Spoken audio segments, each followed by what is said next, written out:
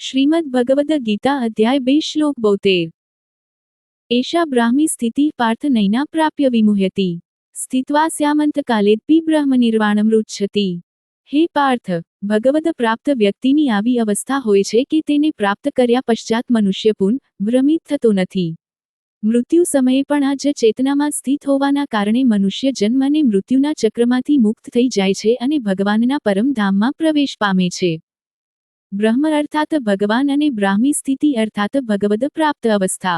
જ્યારે આત્મા અંત કરણને મન અને ઇન્દ્રિયયુક્ત રીતે અંત કરણ તરીકે આલેખાય છે, શુદ્ધ કરી દે છે, ત્યારે ભગવાન પોતાની દિવ્ય કૃપાની વર્ષા કરે છે, જેનો શ્લોક 2.64 માં ઉલ્લેખ કરવામાં આવ્યો છે।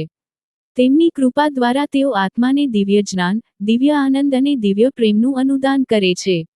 ભગવાન આત્માને ભગવદ પ્રાપ્તિના સમયે આ સર્વ દિવ્ય શક્તિઓ પ્રદાન કરે છે।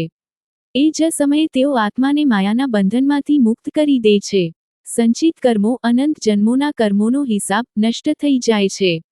અનંત જન્મોની માયિક જગતની અવિદ્યા અર્થાત આંતરિક અજ્ઞાન દૂર થઈ જાય છે। માયિક પ્રકૃતિના ત્રણ ગુણોનો પ્રભાવ સમાપ્ત થઈ જાય છે। માયિક અભિસંધિત અવસ્થાના ત્રણેય દોષો સમાપ્ત થઈ જાય છે। પંચકલેશ અર્થાત માયિક બુદ્ધિના 5 વિકારો નષ્ટ થઈ જાય છે। પંચકોશ અર્થાત માયિક શક્તિના 5 આવરણો બળી જાય છે અને તે જ ક્ષણેથી શેષ અનંતકાળ સુધી આત્મા માયાના બંધનમાંથી મુક્ત થઈ જાય છે। ભગવદ પ્રાપ્તિની આ અવસ્થા પ્રાપ્ત થયા પશ્ચાત આત્મા શરીરમાં નિવાસ કરતો હોવા છતાં જીવનમુક્ત કહેવાય છે। પશ્ચાત મૃત્યુ સમયે આ જીવનમુક્ત આત્મા અંતે તેનું ભૌતિક શરીર ત્યાગી દે છે અને ભગવાનના પરમ ધામમાં પહોંચી જાય છે। ઋગ્વેદ કહે છે, તદ્વિષ્ણો પરમં પદ સદા પશ્યંતી સૂર્ય, એટલે કે એકવાર આત્મા ભગવાનને પ્રાપ્ત કરી લે છે તો તે હંમેશ માટે તેમની સાથે એક થઈ જાય છે।